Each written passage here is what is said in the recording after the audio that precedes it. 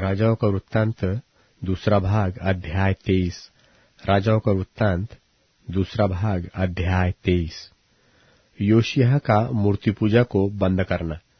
राजा ने यहूदा और यरूशलेम के सब पुरनियों को अपने पास इकट्ठा बुलवाया, और राजा यहूदा के सब लोगों और यरूशलेम के सब निवासियों और याजकों और नबियों वरन छोटे बड़े सारी प्रजा के लोगों को संग लेकर यहोवा के भवन में गया। तब उसने जो वाचा की पुस्तक यहोवा के भवन में मिली थी, उसकी सब बातें उनको पढ़कर सुनाई।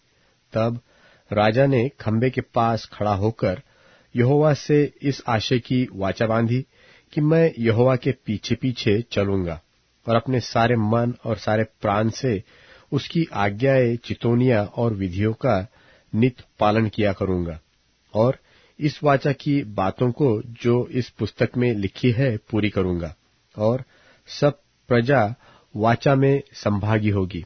तब राजा ने हिल्किय्याह महायाजक और उसके नीचे के याजकों और द्वारपालों को आज्ञा दी कि जितने पात्र बाल और अशेरा और आकाश के सब गण के लिए बने हैं, उन सबों को यहोवा के मंदिर में से निकाल ले आओ। तब उसने उनको यरूशलेम के बाहर किद्रोन के खेतों में फूंक कर उनकी राख बेतेल को पहुंचा दी, और जिन पुजारियों को यहूदा के राजाओं ने यहूदा के नगरों के ऊंचे स्थानों में और यरूशलेम के आसपास के स्थानों में धूप जलाने के लिए ठहराया था, उनको, और जो बाल और सूर्य, चंद्रमा, राशि चक्र और आकाश के कुल गण को धूप जलाते थे, उनको भी राजा ने दूर कर दिया। और वह अशेरा को यहोवा के भवन में से निकालकर यरूशलेम के बाहर किद्रोन नाले में लिवा ले गया, और वहीं उसको फूंक दिया और पीसकर बुकनी कर दिया। तब वह बुकनी साधारण लोगों की कब्रों पर फेंक दी गई।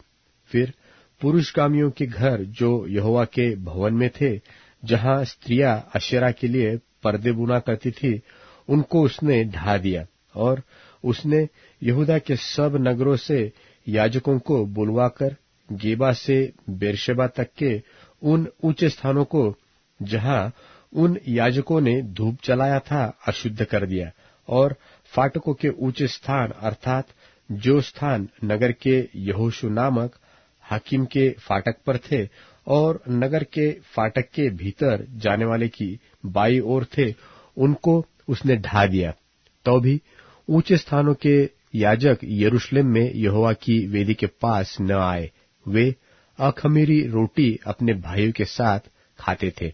फिर उसने तोपेत को, जो हिन्नोम वंशियों की तराई में था, अशुद्ध कर दिया, ताकि कोई अपने बेटे व बेटी को मोलक के लिए आग में होम करके न चढ़ाए। और जो घोड़े यहूदा के राजाओं ने सूर्य को अर्पण करके यहोवा के भवन के द्वार पर नतनमेलेक नाम खोजे की बाहर की कोठरी में रखे थे, उनको उसने दूर किया और सूर्य के रथों को आग में फूंक दिया। और आहाज की अटारी की छत पर जो वेदियां यहूदा के राजाओं की बनाई हुई थी, और जो वेदियां मनश्शे ने यहोवा के भवन के दोनों आंगनों में बनाई थी, उनको राजा ने ढाकर पीस डाला और उनकी बुकनी किद्रोन नाले में फेंक दी।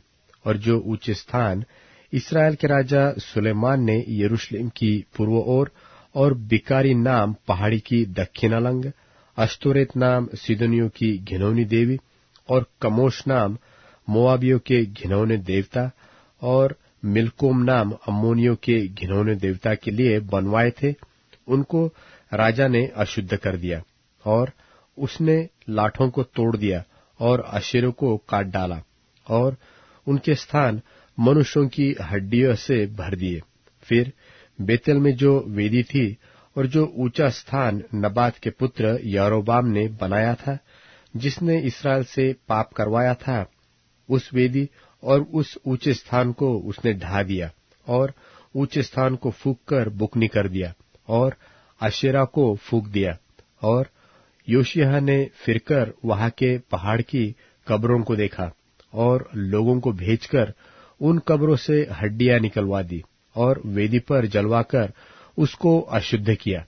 यह यहोवा के उस वचन के अनुसार हुआ जो परमेश्वर के उस भक्त ने पुकार कर कहा था, जिसने इन्हीं बातों की चर्चा की थी।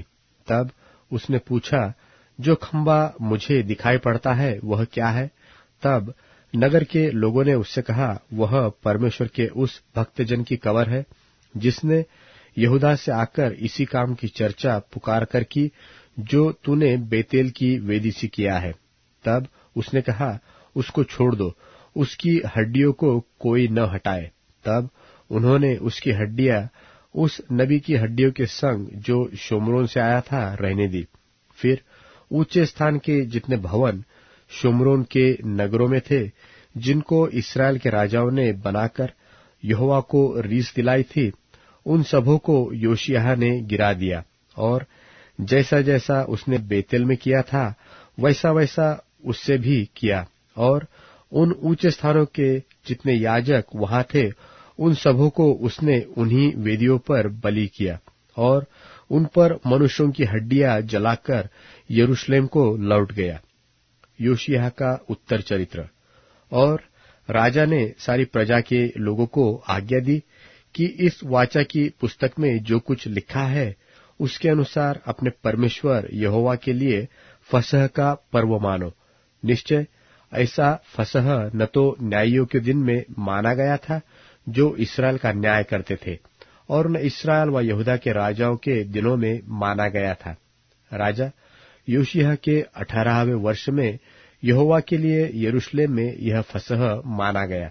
फिर ओझे, भूत सिद्धि वाले, गृह देवता, मूर्ते और जितनी घिनौनी वस्तुएं यहूदा देश और यरूशलेम में जहां कहीं दिखाई पड़ी, उन सबों को योशिय्याह ने इस मनसा से नाश किया कि व्यवस्था की जो बातें उस पुस्तक में लिखी थी, जो हिल्किय्याह याजक को यहोवा के भवन में मिली थी, उनको वह पूरी करे। और उसके तुल्य न तो उससे पहले कोई ऐसा राजा हुआ और न उसके बाद ऐसा कोई राजा उठा जो मूसा की पूरी व्यवस्था के अनुसार अपने पूर्ण मन और पूर्ण प्राण और पूर्ण शक्ति से यहोवा की ओर फिरा हो। तो भी यहोवा का भड़का हुआ बड़ा क्रोध शांत न हुआ, जो इस कारण से यहूदा पर भड़का था कि मनश्शे ने यहोवा को क्रोध पर क्रोध दिलाया था। और यहोवा ने कहा था, जैसे मैंने इस्राएल को अपने सामने से दूर किया, वैसे ही यहूदा को भी दूर करूंगा।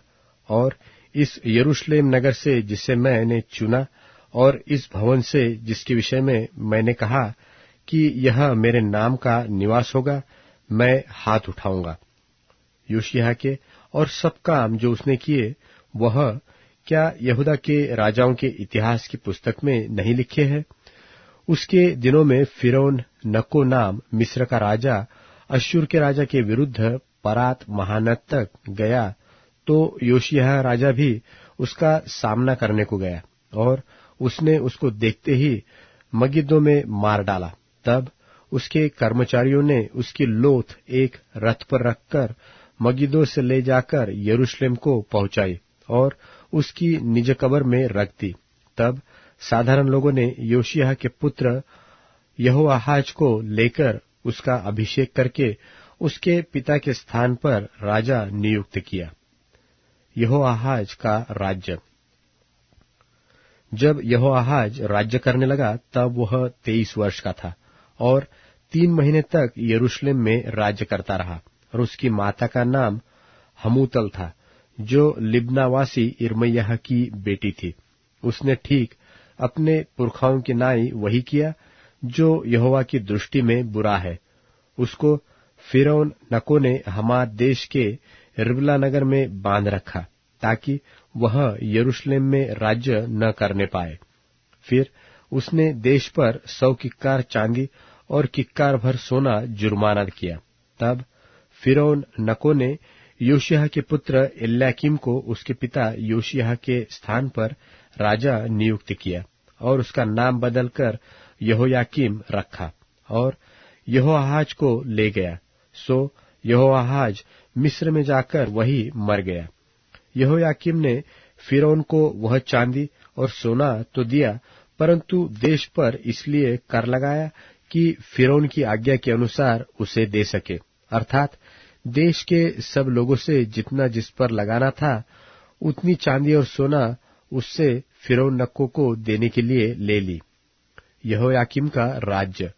यहोयाकीम राज्य करने लगा तब वह 25 वर्ष का था और 11 वर्ष तक यरूशलेम में राज्य करता रहा। और उसकी माता का नाम जबीदा था और रूमावासी अदायाह की बेटी थी। उसने ठीक अपने पुरखाओं की नाई वह किया जो यहोवा की दृष्टि में बुरा था।